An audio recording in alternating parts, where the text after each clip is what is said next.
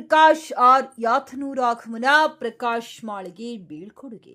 ಗಂಗಾವತಿ ನಗರ police ಠಾಣೆಗೆ ನೂತನವಾಗಿ ಆಗಮಿಸಿರುವ ಪಿಐ ಪ್ರಕಾಶ್ ಆರ್ ಯಾತನೂರ್ ಅವರನ್ನ ತಾಲೂಕಿನ ಗುಜರಿ ಸಂಘದ ತಾಲೂಕು ಅಧ್ಯಕ್ಷ ರಫೀಕ್ ಮಕ್ಬುಲ್ ಹಾಗೂ ಸಂಘದ ಪದಾಧಿಕಾರಿಗಳು ಸನ್ಮಾನಿಸಿ ಆತ್ಮೀಯವಾಗಿ ಸ್ವಾಗತಿಸಿದರು. ಈ ಸಂದರ್ಭದಲ್ಲಿ ಮಾತನಾಡಿದ ಸಂಘದ ಪದಾಧಿಕಾರಿಗಳು, ಗಂಗಾವತಿ ನಗರದಲ್ಲಿ ಕಾನೂನು ಸುವ್ಯವಸ್ಥೆ ಕಾಪಾಡುವಲ್ಲಿ ನೂತನ ಪಿಐ ಉತ್ತಮ ಸೇವೆ ಸಲ್ಲಿಸಲಿ ಎಂದು ಶುಭ ಹಾರೈಸಿದರು.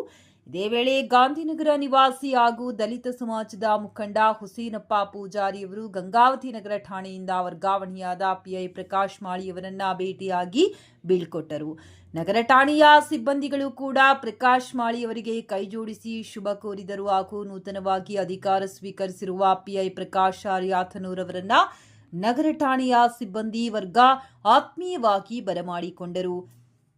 ಇನ್ನೊಂದೆಡೆ ಗಂಗಾವತಿ ನಗರ ಠಾಣೆಯ ಪಿಐ ಆಗಿದ್ದ ಪ್ರಕಾಶ್ ಮಾಳಿ ಅವರ ವಿಜಯನಗರ ಜಿಲ್ಲೆಗೆ ಆದ ವರ್ಗಾವಣೆಯನ್ನ ರದ್ದುಪಡಿಸಲಾಗಿದ್ದು ಅವರನ್ನ ಕರ್ನಾಟಕ ಲೋಕಾಯುಕ್ತಕ್ಕೆ ವರ್ಗಾಯಿಸಲಾಗಿದೆ ಎಂದು ತಿಳಿದು ಬಂದಿದೆ.